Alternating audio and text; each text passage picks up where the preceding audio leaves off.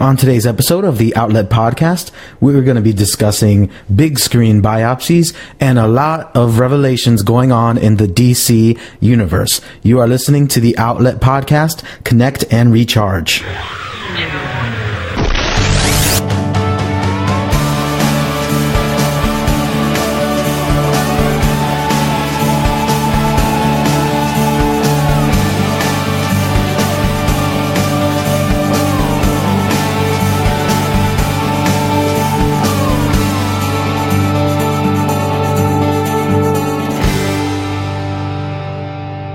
Hello and welcome to the Outlet Podcast. I'm your electrician, SayGeizi, and it's a pleasure to actually have you. Thank you very much for listening.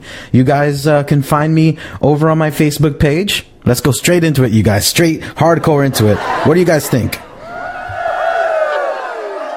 Yeah, a lot of people just go straight hardcore into the episode. www.facebook.com/Outlet Podcast. On Twitter @Outlet Podcast. You can find all my creative pictures and all sorts of thoughts that I'm just rambling on as my individual self, as my own personality, as the electrician. You can find it on WordPress, outletpodcast.wordpress.com.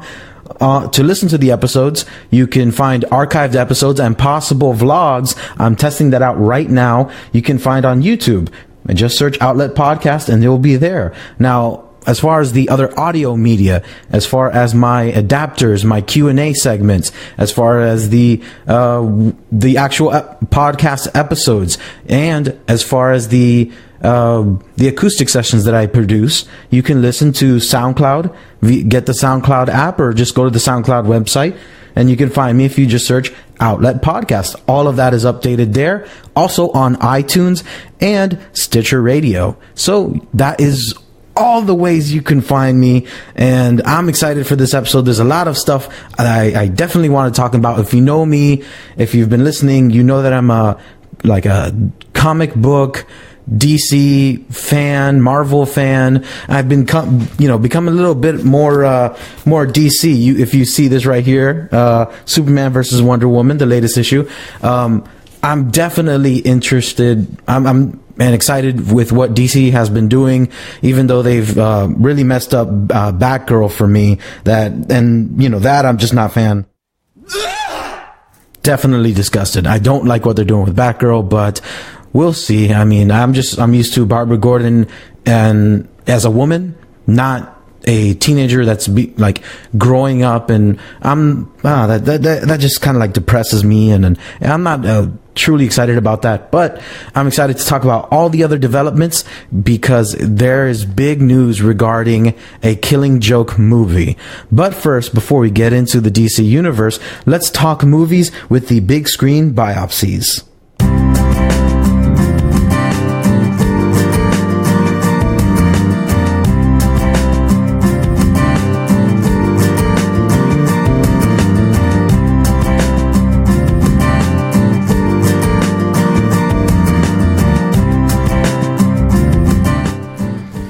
Okay, guys, so I want to issue out two movies that I've been listening to. Wow, not listening to.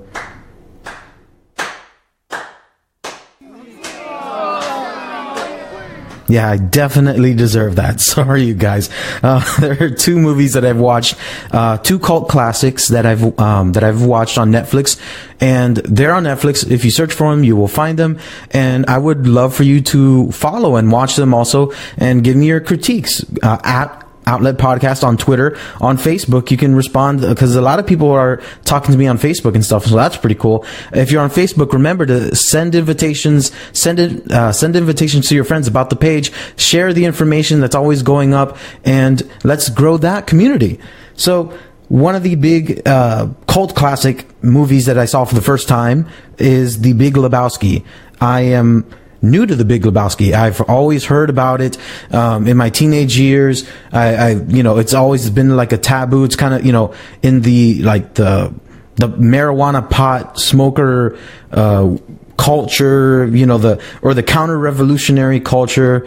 That's been like a staple there. So I didn't know what to expect when I first started to like when I first clicked it and start like watching the movie, it was very different, very interesting. So let me just get into some of the facts. It's actually it's a very star-studded cast. Jeff Daniels, John Goodman, Steve Buscemi. Steve Buscemi is amazing. I love him because I think he's underappreciated. I really do, because everything that he's in, and you can't typecast him. He does amazing things in everything that he's done. So, Steve Buscemi, Philip Seymour Hoffman, the late Philip Seymour Hoffman, Tara Reid, which is where she got her big start from the Big Lebowski, Julianne Moore, the Flea from the Red Hot Chili Peppers, and Sam Elliott, who is the cowboy from the Tombstone. If you've seen him, or if you heard that very rustic, gritty, yet relaxing molasses type drawl, Texan drawl, that is Sam Elliott. So the movie was very interesting. I didn't know much about it when I came into it, but it's about the dude, and the dude has a mistaken identity for someone else, and so it's a maelstrom of cause and events. Everything's like, because one thing happens, something else happens. Because with the dude, people mistake him for this other dude.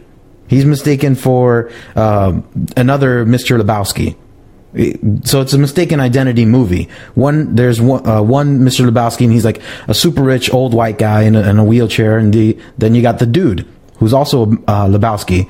So the movie's just about this mistaken identity and everything that happens from that moment. So it's really funny. There's a lot of cursing in it. John Goodman is I think he's like a Korean veteran, or he's a veteran from a war, and he's still has this kind of mannerism about how things should be. So he's very rigorous as far as the rules go, but then he breaks the rules. It's really cool. There is a lot of cursing, like I said. So if you're comfortable with that, if you're comfortable with that, then you're comfortable. If not, then I don't recommend the movie. But I really enjoyed it. I mean, it's not something that I'm gonna buy the DVD and kind of put it up on my movie, on the list of movies that I've seen that I'm kind of proud of. That's just kind of my personality. I mean, I'll recognize it's like the Rocky Horror Picture Show. I'll definitely recognize it for the greatness and for the impact that it had. But as far as personal veneration, I can't give it that much applause, and that much I can't give it what the movie deserves, just because I don't really like to celebrate that kind of thing. So, The Big Lebowski. This film, it spawned its own festival. Starting in Kentucky in 2002, Lebowski Fest has been held in such cities as Los Angeles, New York, Seattle, Chicago. Let's see where else. We got London, Edinburgh, Jeff Bridges, John Goodman, Steve Buscemi, John Turturro, and Julianne Moore are all previous attendees. So they recognize how influential this movie was to the culture of the time. The Big Lebowski has even spawned a religion. Dudism is devoted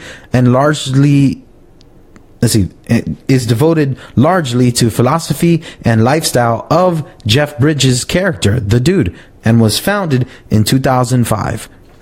So it's pretty good. There are over 130,000 ordained Dudist priests via its website. To be a Dudist priest, all you got to do is just click yes to the things that a Dudist priest would do, and you're a Dudist priest.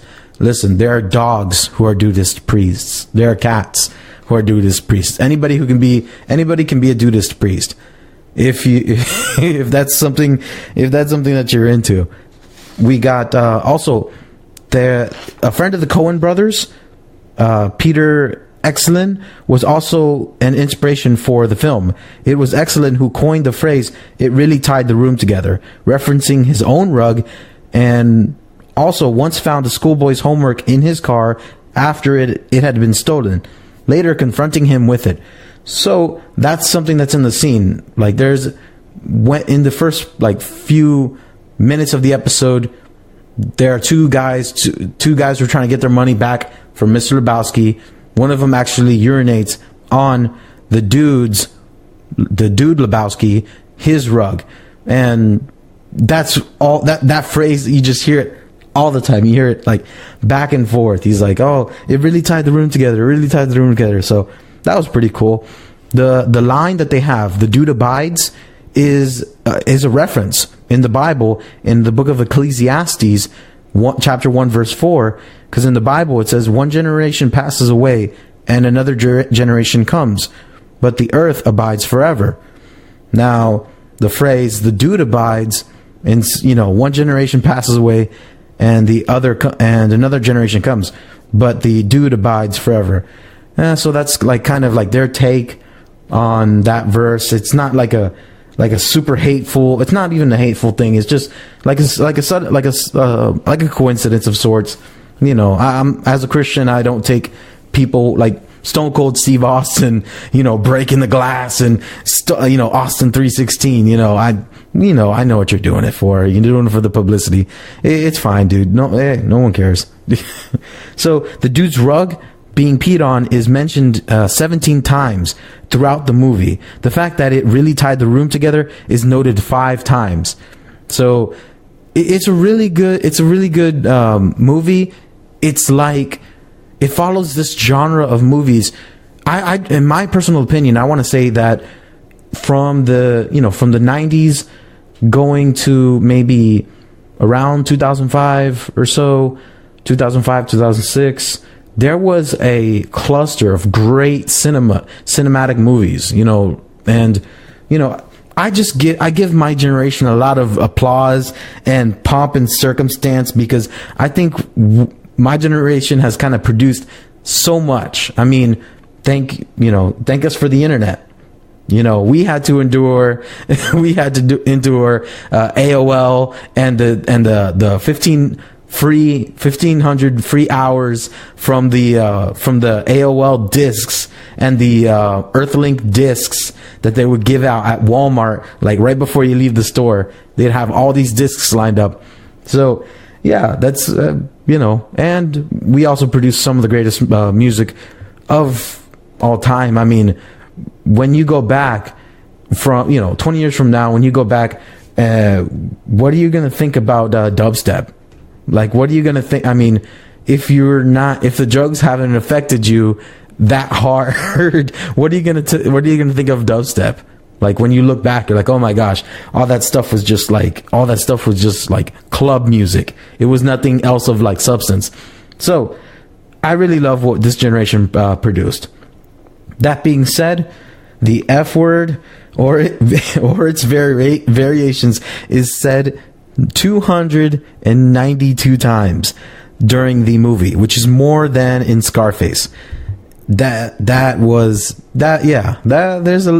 a lot of F words that are flying around in that movie, but it's a simple, I wouldn't expect anything else from, kind of like a weed movie, like a pot movie. I wouldn't expect anything else from that kind of a movie. I'm not gonna hold it to like a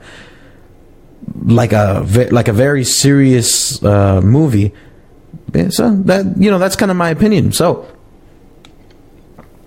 this next film is something. It's a foreign film. It's best listened to in Italian. Okay, you guys, here we go.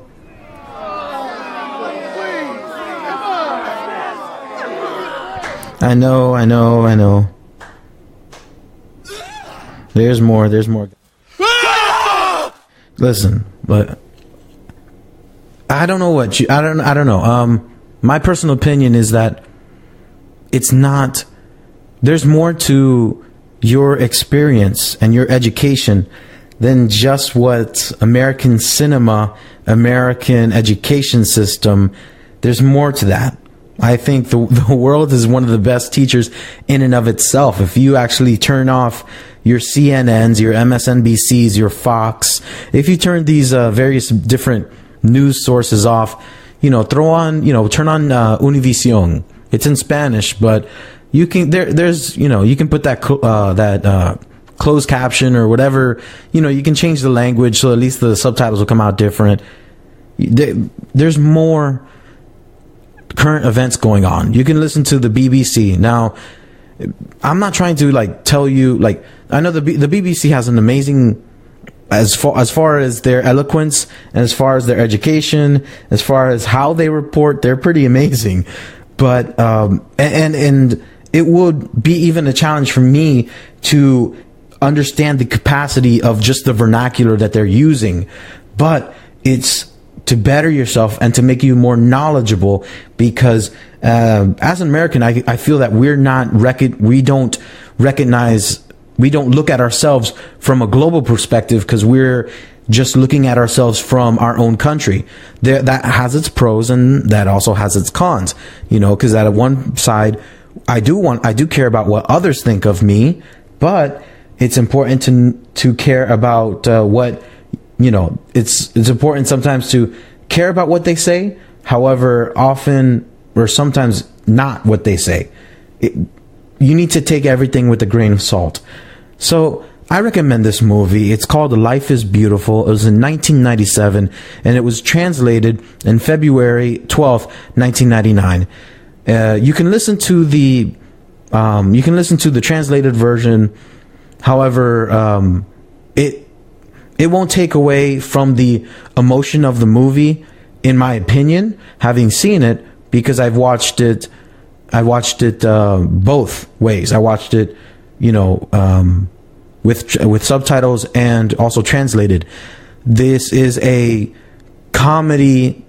This is comedy in its purest sense, and I say that because of the content that the movie is dealing with.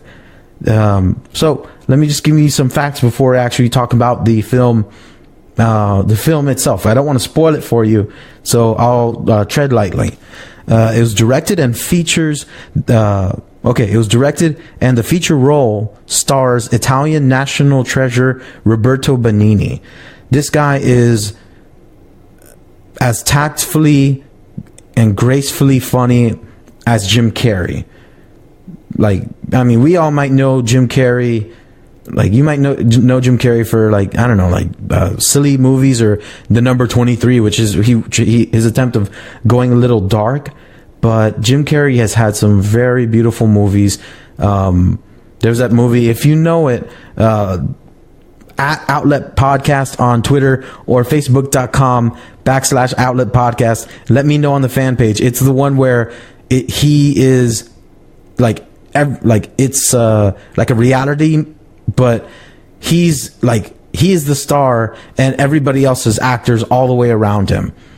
So if you know that movie, I forget what it is, but he's living life and everyone around him, he's on this massive sound stage. So let me know. I forget what it is, right off the top of my head, because I remember in my childhood, I remember The Mask. I just remember his silly Ace Ventura movies. So it was very Robin Williams. So Roberto Benigni is right up there, if not a little more ahead of the two. And that's saying a lot. But you judge it, okay? So it was translated from Italian to English. You can read the subtitles or listen to the dubbed film. Don't let foreign films scare you away. Don't let foreign films scare you away. If you do, you'll miss out on meaningful contributions to humanity, such as The Professional. In French, they translated that. There are a cluster of other movies that culturally you should watch, even though they are foreign. Watch them, because you never know what you miss. We're slowly but surely, like The Office, that has come out, and people are watching The Office, or Orphan Black, or some other other TV shows or whatnot that people are watching the British versions. So we're getting there. We can applaud what's going on so far. So I love the film. It's set back in the subtle rise, life, and death of Nazi Germany. The story follows a carefree Jewish bookkeeper named Guido. He's very romantic, very goofy, amiable, very agreeable fellow, if you will. The story follows him throughout his highs because he has no lows. He's just such a positive, he's like a superhero with no power. Like, the only power that he may have is his positive outlook, that he might see things going on, but he doesn't let that affect those whom he loves that are around him. I think Roberto Benigni's role as Guido in this movie was charismatically beautiful and inspiring. So the story follows him throughout his highs and lows because he has no lows. All of the perils that he faces, you'll be surprised how he confronts them, if he does. Like, there are some times in this movie where his charm, his grace, his mannerisms will cause him to just like deflect the severity of a situation. I mean, this is Nazi Germany, and he's living in Italy. So Italy was kind of being affected by Nazi Germany. I if you're Italian, let me know about the history on facebook.com/outlet podcast. Let me know, send me some links, because it's very important to see the world not just through your eyes as one type of citizenship. See the world through different cultures, how the English thought about World War II and everything of that sort. So the way he acts, I mean, he is Jewish, so let's not, and he's living in Italy, so it was pretty interesting. There's a great warm story of a man in love. That is the first story. I mean, I guess you can say that there's like 3 different stages of the movie. First it's the great warm story of a man in love, then a man dealing with the powers and circumstances around him, and a father trying to keep his family safe and wholly sound. So remember, I don't want to, like, when I watch this movie, I watched it when I was a kid. Well, I watched it when I was in my, I say kid, but probably 22 years old. I was it was just me, my mother and my father, and my 2 older sisters were away. And I watched this movie. It was, I think it was on the BBC channel that somehow we got on cable, we got on cable. At the time we had cable at the home. And I saw the movie by myself after Toonami. After Adult Swim. And we can talk about Adult Swim, but I saw this movie after Adult Swim and late at night. And I'm not a crier. Definitely, I guess I am a crier, but it has to touch the right strings. And I was watching the movie, and I laughed a little bit. Then I saw what this father was doing. I mean, when he was a lover, he was it was very funny. I mean, like the things that he would do as a lover, like he'd always try to see this girl, and he'd always try to like he'd always end up stealing other people's nice hats. Like back then, many men, the gentlemen, wore fedoras, and so he had this really pretty hat, and he would slyly grab the hat from someone else and put it on himself, and he would purposely try to show up and surprise this one girl that he had fallen for. This one girl got stung. The same girl she got stung by a bee. And he's like, oh, I know what I should do. I need to suck out the venom. It's taking me back. Oh, what does he say? Buongiorno, principessa. It's Italian now. Buongiorno, principessa. He would always say that every time. My wife even catches me. That's a line I always use for my wife. Buongiorno, principessa. And calling this girl a princess.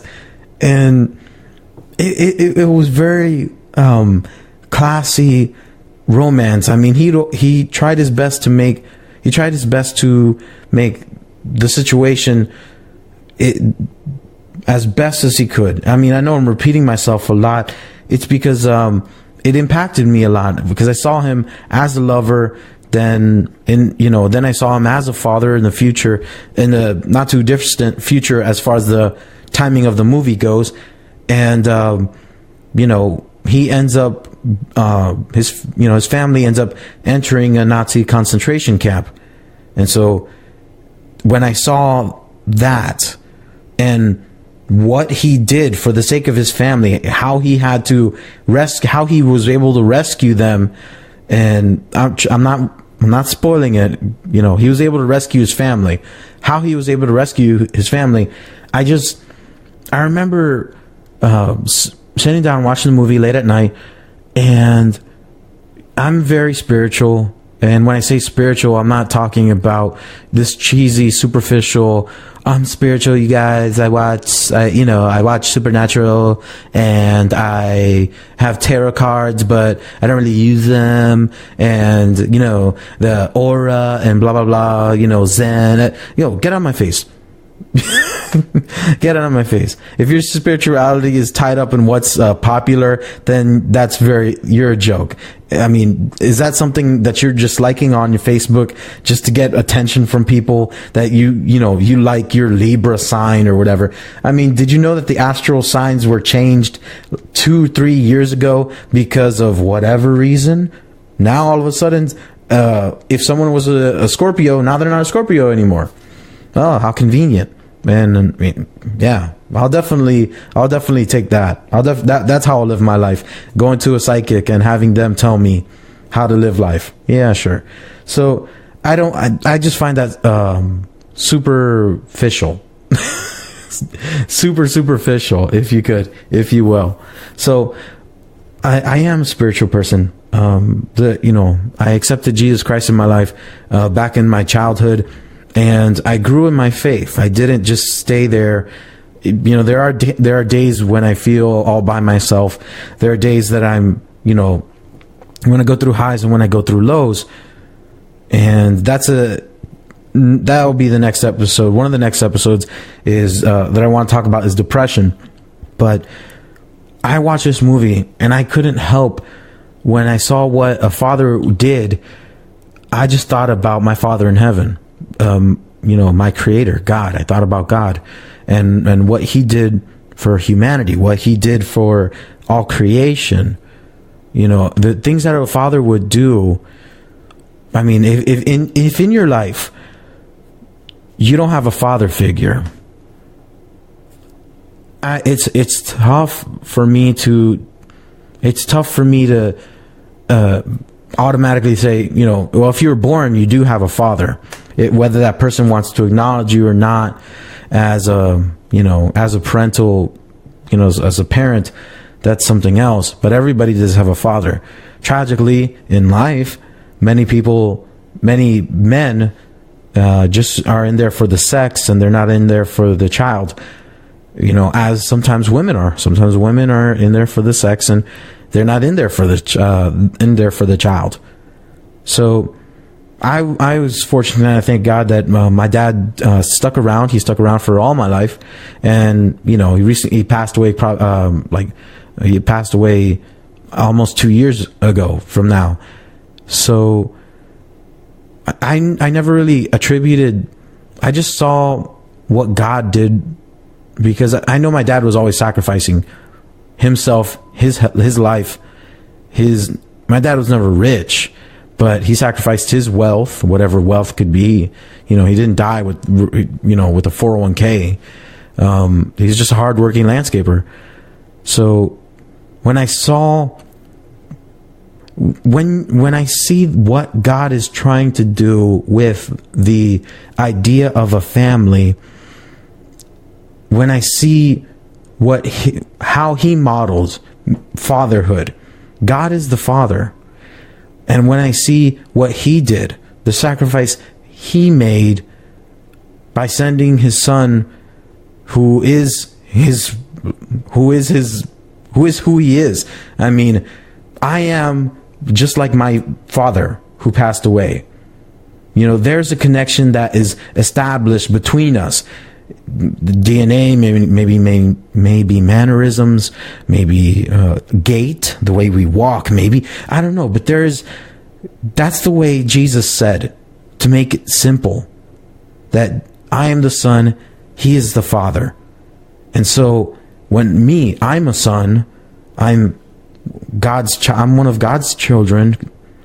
When I see what my father did in heaven, when I saw what my father on earth was doing, I was filled with emotion and gratefulness and appreciation, and I started to cry hard, and I just started to thank God. I was like, thank you, God.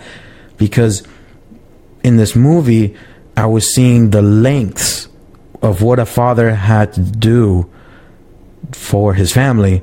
And one of the key phrases, and watch this movie, because it means a lot to me, and I think you might enjoy it too.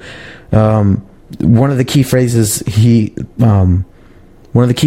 at the end of the movie, one of the kids says, is that my father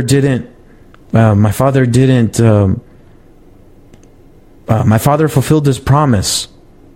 Like when the kid says that Dad did his promise, I was like, wow. And that's what got me, because there are a lot of promises in the Word of God in the Bible that when I read them, you know, it's what I hope for. When your dad says, you know, we're going to Disneyland, and you're a 15-year-old that has never gone or something like that, you're like, when they fulfill that, you're just filled with so much like joy. Well, you know, I've never been one who is overly concerned about terrestrial things. You know, I just never want to be alone, and that's what God promised me. And you know, through Jesus Christ, Jesus said, "I will not leave you orphan. I will send you a comforter." And when Jesus ascended into heaven, he sent the Holy Spirit, which is the presence of God Almighty. The Holy Spirit is what Jesus was with. I mean, Jesus wasn't only 100% God as on earth, God incarnate, Emmanuel. He also was, the Holy Spirit had come upon him. Jesus, I mean, you might say, you know, he was 100% God and 100% man while he was on earth, but I can do it too. I'm not God. I'm not 100% God, but I'm 100% forgiven of all my sins, and I have his Holy Spirit within me to help me to give me give me divine consciousness towards all the problems that I have in my life. And so this film, I just recommend it, yo. I just recommend this film so good, because it just meant a lot to me. So yeah, watch Life is Beautiful. Watch Life is Beautiful. Watch The Big Lebowski. If you were, I mean, as long as we're talking cinema, I think it's cool to watch different movies and realize why the Pelican, the Hunt for Red October, the Blues Brothers. Watch the movies like this, because for some reason they're award winner. They are award winning films. There's a reason why. Don't judge it just because it's comedy or it's like don't like, give it a shot, because you will love it. So that has been the Big Screen Biopsy segment. I want to transfer over, and I definitely want to start talking about the DC Cinematic Universe.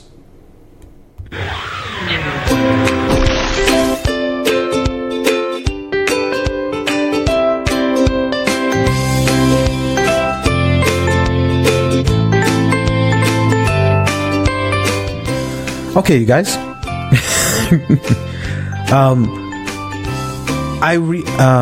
Man, how do okay, let's start it from the comics. Okay. If you were to ask me, Geizi, what comics should I read? What comics as far as DC stuff goes? I would tell you to get on, my personal opinion, get Action Comics with Superman. Personally, Superman and Wonder Woman. I love them being together. I'd also recommend Batman. I don't like the Detective Comics, even though the Detective Comics is, that's the one that's more focused towards Batman. Some comics might be focused towards Batman and Robin, Batman solid, just him by himself. So I'd recommend Batman and Superman and Wonder Woman, or just Action Comics, and there's also just Superman. And I think John Romita Jr. is writing Superman, because I recently did an episode about them. So, first and foremost, I'm blown away by the Suicide Squad. I watched. I got into the Suicide Squad because of the New 52. And I was falling in love with these characters that I didn't know much about. If you don't know what the Suicide Squad is, there is a secret organization. Amanda Waller's in charge of this organization, and they've imprisoned certain criminals. Well, what should government do if there's certain terroristic things going on in the world and the U.S. Army doesn't want to get involved, or the superheroes are too busy off fighting their own things, what are we going to do? Well, Amanda Waller, who has a number of imprisoned criminals, says, let's put these criminals to work. And if they disobey, we can kill them. So you got a number of Batman villains that are mostly in it. I mean, was it King Shark? You do have Deadshot, Boomerang, whom I believe is a Flash villain, and you have Harley Quinn. Oh man, I must have talked about my opinion about Harley Quinn. As far as cosplay girls go, and it's just my staunch opinion that if people do cosplay, it's not. Cosplay is deeper. Cosplay runs deeper, in my opinion, than the slutty excuse to dress up as a naughty nurse, a naughty X, a naughty Y, a naughty Z for Halloween. Cosplay, there's a connection that you have with a certain character, and it's not just so you can show off your boobs, because that just ticks me off as a anime comic fan, convention goer. I don't care. Like, listen, I don't care, bro. You can, you dress like a Spartan. Do you really care? Have you read you probably watched the movie, but are you just like that just so you can show off your abs? Are you looking to score the same night? Come on. There's got to be something more. That's why I love cosplayers. Kids, teens, my age of people, we just dress up, and there's just a connection that we have with these characters, and it's not about you might criticize my look to it, but this is the character that I love. I remember I cross-played Sakura from Naruto. Yeah. I don't care what you have to say. I don't care. I cross-played Sakura from Naruto, the Shippuden version of Sakura. That I looked pretty cool. I had my pink wig, had a little tool belt where I had my my kunai. It was a leather tool belt. I wore my bike shorts, wore some Chuck Taylors, and I remember I had this, instead of I had a hoodie with the circle on the back, booyah, right there. And had some fingerless cool gloves. I rocked around the convention, and I also had the red headband. with the Leaf Village on it. And I remember girls were like, "Oh, can we take pictures? Can we take pictures?" I remember I got like paddled. Yo, paddled, girl. What? Yeah. The ladies loved it. They paddled me. I got paddled at a convention, dressed, cosplaying Sakura from Naruto. It was an awesome experience. I loved it. It was decent fun, and it wasn't like I was trying to get some later that night. You know, it was a good time. It was pretty cool. So, with all that being said, Harley Quinn is going to be in it, and she's being played by Margot Robbie. Joker is Jared Leto. Will Smith is Deadshot. So, and I wish I could tell you the other cast. I mean, I believe they're saying Batman, Ben Affleck will be in the film. We'll see. We'll see. There are some spoiler news that I don't want to talk about with that, but if you already seen what they look like, the film is coming soon, so get ready, because I think it's going to be it's going to help the DC cinematic universe compared to the Marvel cinematic universe. Marvel has been slipping. I mean, they haven't slipped because of Age of Ultron. They haven't slipped because of Guardians of the Galaxy, but they have slipped with their with the Fantastic Four. This movie's going to come out, but people just don't like the Fantastic Four. I don't know why. They're just a superhero group that no one cares about. And Reed Richards is one of the smartest people in the galaxy, in the DC, in the Marvel universe. He's in the Illuminati, the Marvel Illuminati. Yeah, no, I can't talk about the Illuminati. It's a fictitious group in the Marvel Cinematic Universe, where it involves Tony Stark, it involves Reed Richards, Doctor Strange. Doctor Strange is coming out, Professor X, and who else? Tony Stark, and Reed Richards is in it, and the Black Panther, who's also going to have a movie coming out. So no one gives the Fantastic Four any applause for what they do. But if you've been reading the recent Marvel comics with Battle World, that's a totally different story, because now the main villain in the Fantastic Four, Doctor Doom, he is now God Doom, because he survived everybody dying except only a handful of people in the Marvel universe. So DC with Wonder Woman, DC with their TV shows as far as Arrow and The Flash have been doing amazing. The Superman movie, I love the Superman movie. Christian Bale's Batman, Christopher Nolan, that's a trilogy that is unbelievably satisfying. Definitely is. So I'm talking about the comic books, I'm talking about the movies, talking about the actors, but we need to actually consider the voice actors. We need to consider the DC animated universe. Now, guys, just give me.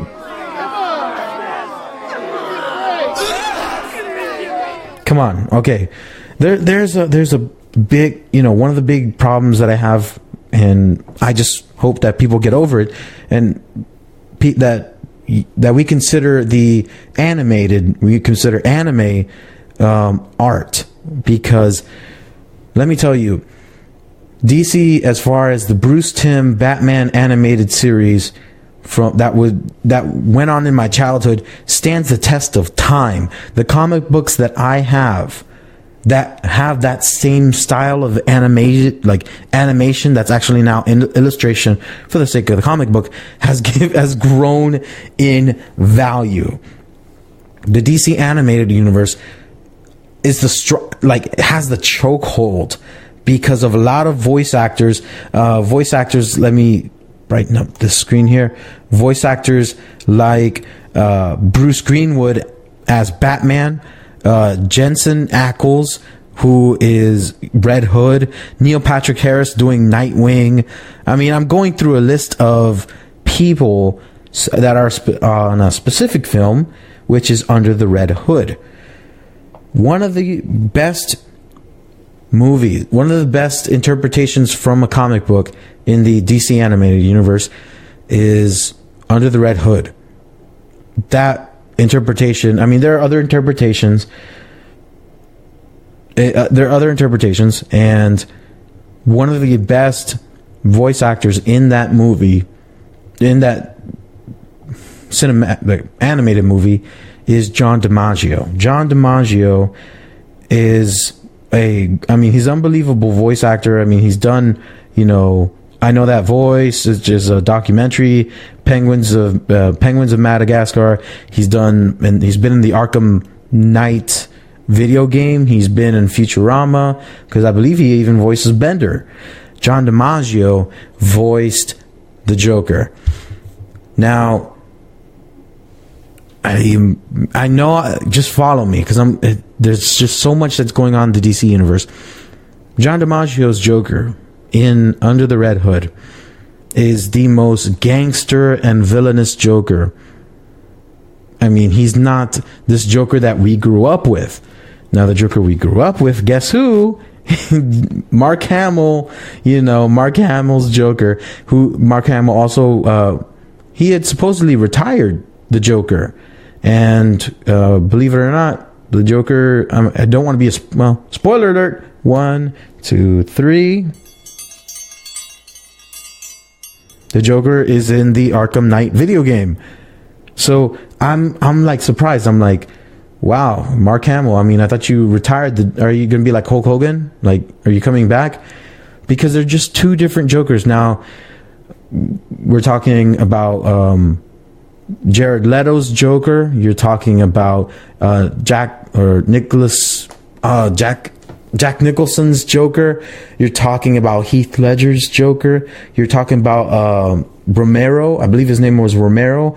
The first Joker, if you know him, let me know. Facebook.com/Outlet Podcast, or on Twitter @Outlet Podcast. Let me know the name of the first Joker, and include a pic, because it's easy to just go to Google Images, copy paste, boom, throw it on the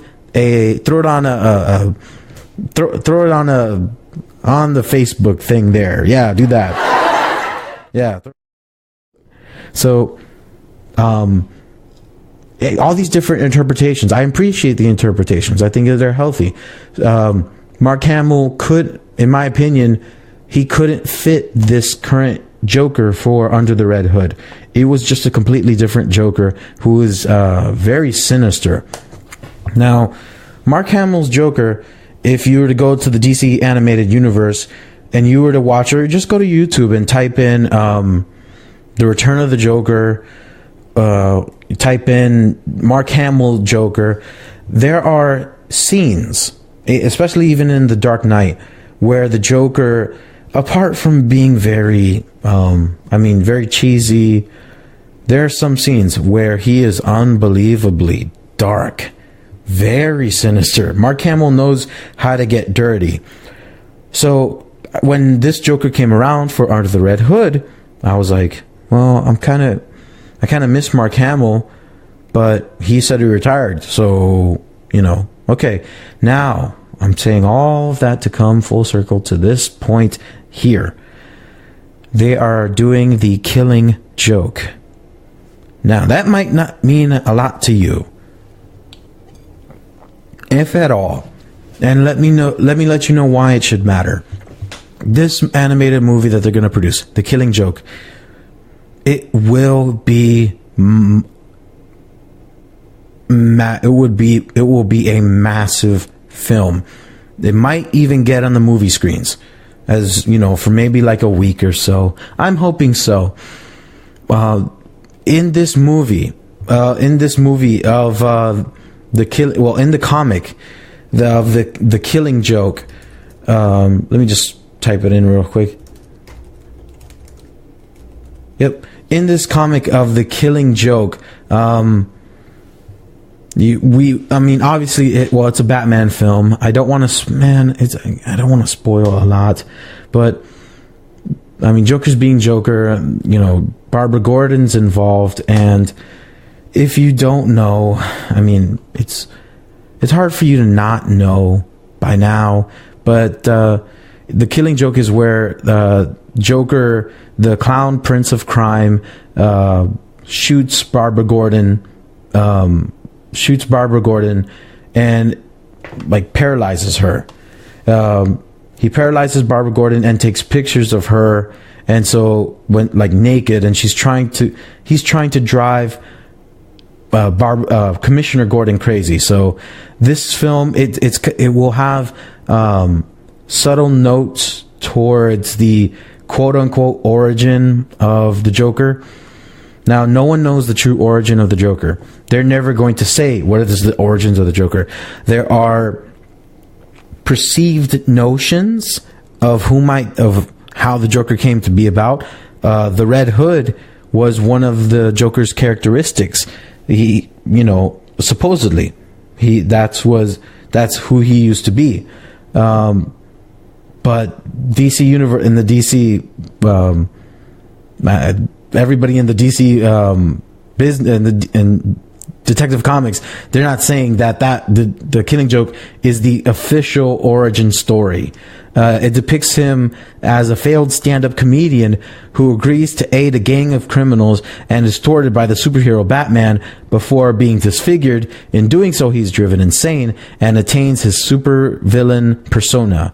So the reason why this film obviously is just really important is because the ending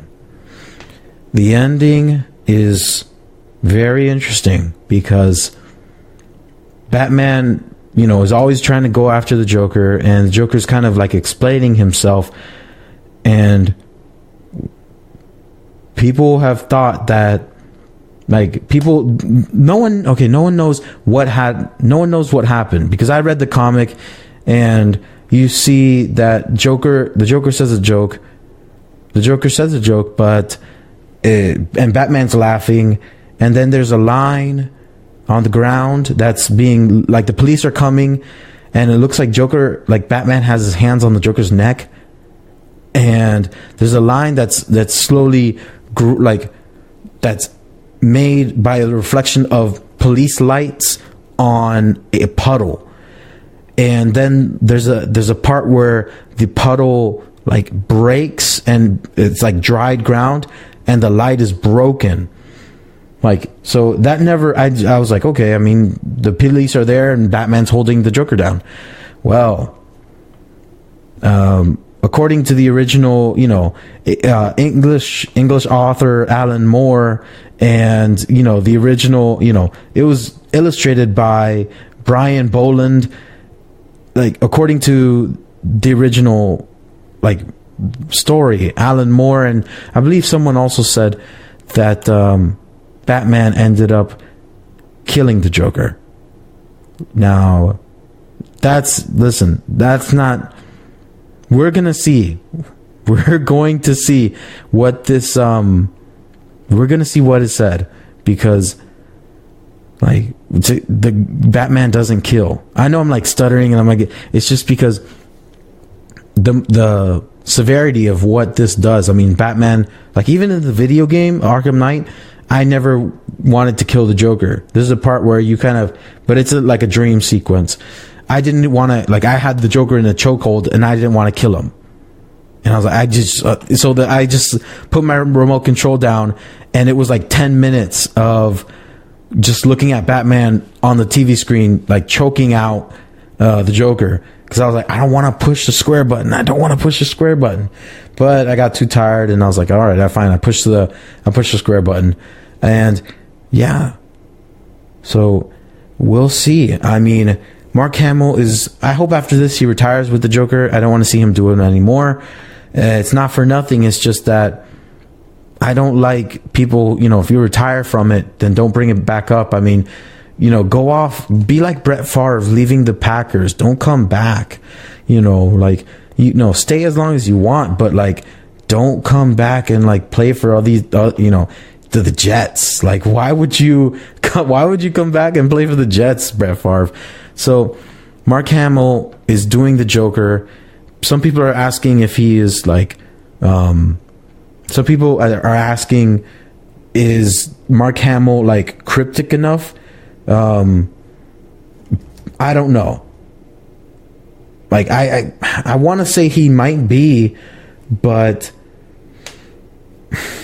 I want to say he might be dark enough, but I don't want to say that he is. See, Grant Morrison was the one who if you go to YouTube, type in did Batman kill the Joker at the end of the Killing Joke, and look up anything involving Grant Morrison. Morrison is one of the greatest writers for comics of all time, and he ends up saying it. I remember like on YouTube, I was like scrolling, like looking for something to listen to, and I saw and I heard that, and I hear Grant Morrison talking. He's like, yeah, because most people don't know, but Batman kills the Joker. And the guy who's like interviewing him is like, whoa, wait, what? And Grant Morrison's like, yeah, he kills them. So we'll see, because that last scene that I described to you, where Joker says a joke and Batman, the illustration, you can't see his hands on his neck, but you see it on the ground. Like there's a line that looks like it's been, made by the reflection of light in the water, that looks like it, it's whole, so that like represents the line that he doesn't cross. And then like it's a rainy day too, night. And then you see like the line is broken because of a certain dry spot. And like you're looking at the same illustration. It's just the last one is dried. So that implication, I mean, the sirens and the laughter that's also in some of the panels, they're not there. So I don't know. I mean, I've played Batman Arkham Knight. I played all these other Batmans, and I just don't see Batman ever succumbing to that insanity, because if he would have, Batman has killed people before. People like to say Batman hasn't killed anybody. Yeah, he has. YouTube a video about Batman killing, and you'll see that people have died because of things that Batman has done. Now, you may be like, oh, that's indirect. Well, indirectly, I don't, if I hold a gun and I point it at you, the bullet is what actually kills you. But, Batman seems to be like often pulling the trigger accidentally. And it's like, come on, Batman. So that whole idea, I mean, we've always held Batman to that respect. Batman doesn't kill. But there's a difference between Batman and Superman. Batman is dark, and Superman is, Batman is a man, number one, and Superman is an extraterrestrial. He's not human. And in the recent movie that's coming out, Batman v Superman, we're going to see that Batman's going to be dirty. Batman's going to be dark. There have been multiple fights, and people always say, who would win in a fight, Batman or Superman? If you were to actually go there, Superman would utterly kill. It's not even a fight. It's not even. Batman would be dead so fast. But for the sake of producing comics, you see Bruce Wayne's creativity as far as trying to kill Superman, and his Superman Buster suit and all that kind of stuff. But there's no way that Batman would survive. But Batman is unbelievably dark, and Batman is dirty. In one comic that I read in Hush, I read the comic Hush, and Batman grabs like Lois Lane and holds her hostage, supposedly. So Batman is legit dirty. So that is what I wanted to talk about. I know I went around full circle, And I was like, oh, if, Hush is a Batman comic that you should read. Batman Eternal is a comic that you should read. I recommend Batman The Court of Owls. I recommend Killing Joke. I recommend, let's see, yes, I already said Hush, The Court of Owls. I recommend Death in the Family. I recommend Nightfall. There's a lot of Batman stories. But this one, The Killing Joke, even third copied prints of The Killing Joke go for hundreds of dollars. So if you got a first copy, congratulations. You're probably you're sitting on probably like $500 maybe. So this has been the Outlet Podcast. I just want everyone to remember that you guys can reach me on facebook.com/Outlet Podcast.